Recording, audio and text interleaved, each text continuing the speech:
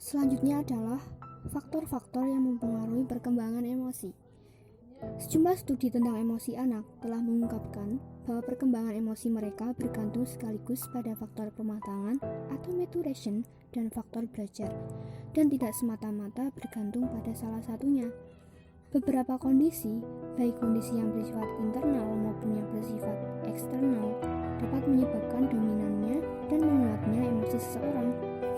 Kondisi-kondisi tersebut adalah: yang pertama, kondisi yang ikut mempengaruhi emosi dominan, yang terdiri dari kondisi kesehatan.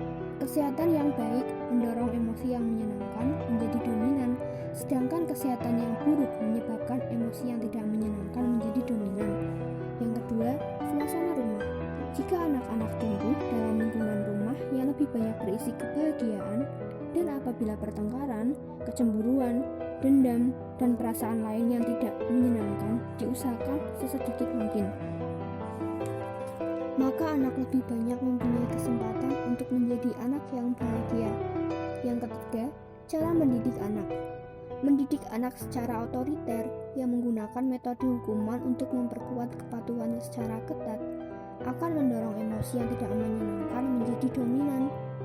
Cara mendidik anak yang bersifat demokratis dan permisif akan menimbulkan suasana rumah yang lebih santai yang akan menyunjang bagi ekspresi emosi yang menyenangkan. Selanjutnya, hubungan dengan keluarga. Hubungan yang tidak rukun dengan orang tua atau saudara akan lebih banyak menimbulkan kemarahan dan kecemburuan, sehingga emosi ini akan cenderung menguasai kehidupan anak di rumah. Yang kelima, hubungan dengan teman sebaya. Jika anak diterima dengan baik oleh kelompok teman sebaya, maka emosi yang menyenangkan akan menjadi dominan. Sedangkan apabila anak ditolak oleh kelompok teman sebaya, maka emosi yang tidak menyenangkan akan menjadi dominan. Selanjutnya, pelindungan yang berlebihan. Orang tua yang melindungi anak secara berlebihan atau overprotective, yang hidup dalam prasangka bahaya terhadap segala sesuatu, akan menimbulkan rasa takut pada anak. Selanjutnya, aspirasi orang tua. Jika orang tua mempunyai aspirasi tinggi yang tidak realistis bagi anak-anaknya, anak akan menjadi canggung, malu, dan merasa bersalah apabila mereka menyadari kritik orang tua bahwa mereka tidak dapat memenuhi harapan-harapan tersebut. Yang terakhir, bimbingan. Bimbingan dengan titik berat penanaman pengertian bahwa mengalami frustasi diperlukan sekali-kali dapat mencegah kemarahan dan kebencian menjadi emosi yang dominan.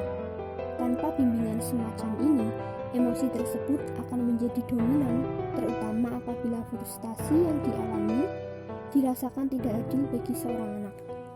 Yang kedua, ada kondisi yang menimbulkan emosionalitas. Kondisi ini menunjang timbulnya emosionalitas yang menguat. Yang pertama, ada kondisi fisik. Apabila kondisi fisik terganggu karena kelelahan, kesehatan yang buruk, maka anak akan mengalami emosionalitas yang tinggi. Yang kedua, ada kondisi psikologis. Pengaruh psikologis yang penting antara lain tingkat kecerdasan, tingkat aspirasi, dan kecemasan. Yang terakhir, kondisi lingkungan. Ketegangan yang terus-menerus, jadwal yang ketat, dan terlalu banyak pengalaman menggelisahkan yang merangsang anak secara berlebihan. Kondisi ini terdiri dari ketegangan yang disebabkan oleh pertengkaran dan perselisihan, kemudian kekangan yang berlebihan, sikap orang tua yang terlalu mencemaskan, dan suasana otoriter di sekolah. Selanjutnya, ada perbedaan individu dalam perkembangan emosi.